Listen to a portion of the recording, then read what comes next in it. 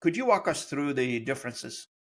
Sure. I think that first of all, I mean, the fundamental differences is like anything else. It's a for-profit versus not nonprofit. People don't understand exactly how these models were built and the limitations placed on them. So I'll give you a couple of examples. In the United States, that's where we kind of started this. We're just bringing it to Canada now, but when we look like today, like well, last year in the United States, they were given there's 1.8 million charities and nonprofits in the United States, and they were given $1.5 trillion. Not one cause going down. So you say, well, why not? Well, the first thing is they employ over 13 million people. That's over 800 billion right there. That's over 50% just in what they're in the employment. So, and by the way, to me, as just a regular business guy, I don't think that's a bad thing. I mean, yeah, who's going to criticize somebody who's employing over 13 million people a year? I mean, that's a good thing. And the ones who definitely agree with me on this one is the government. They're all for the employment, right? So they're not going to say anything about it. Employment taxes. Exactly. They get taxes. They don't have to look after those people. They've all got jobs. They stimulate the economy.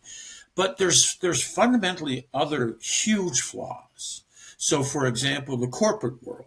So you would think that the corporate world, especially thinking in America and the companies in America, right? I mean, the Amazons, Apples, all these companies, those companies of the 1.5 trillion, those companies are giving $30 billion a year. That's it. $30 billion. That's it of the 1.5 trillion.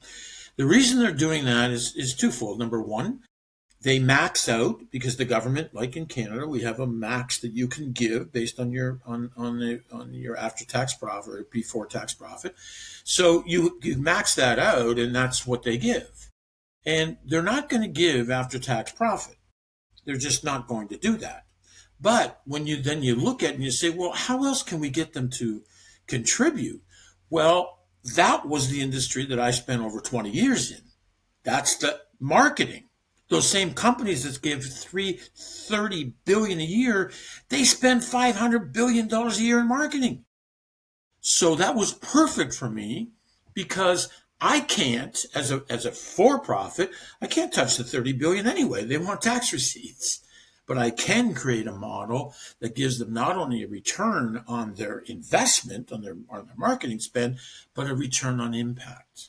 And that's why we have the number one marketing program in the United States right.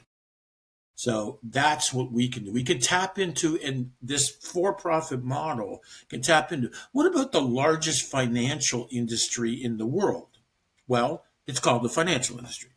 Go and ask a VC how many charities or nonprofits they invest in.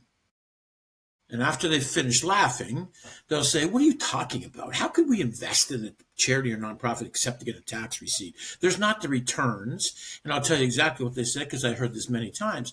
So you don't think that money's ours, do you? We invest other people's money, right? So we have to invest that money so that we get returns that could pay them the returns and we can still get ours. So we will never invest in the charity nonprofit space. So why would I want to eliminate the largest financial community in the world? So that's why I became a for-profit. And that's why now in our model, where VCs are now looking at, we provide a 15% annually compounded, and that was the number I got from them.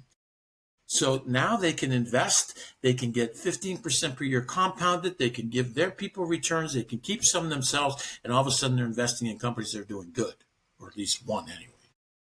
There was many factors that created this model, and but they fundamentally it went in so that we could provide full transparency. People are looking for that now, and I predicted this 8-9 years ago, and now they're starting to demand it. So you want to provide, where's my money going? What's the impact? Extremely important. You want to build a model. Everybody should want to build a model around sustainability. You want it to keep going, right? Well, in the charity world, on average, people give $50 a month for less than 4 years. That's not sustainability. So then they have to keep replacing them. It's crazy. Every year, the number one thing that charities and nonprofits do, raise money. They just go through it. It was just like, it's terrible. So sustainability was important. And then the last one, which again doesn't really exist in the space, is collaboration. Are we stronger together? Of course we're stronger together. That's a ridiculous statement. But they don't work together because we know why. They're all going after the same grants and donors. So it's like, hey, I love what you're doing, but stay away from me. So we took all of this to create what we've got now. And that's why it's starting to really take off.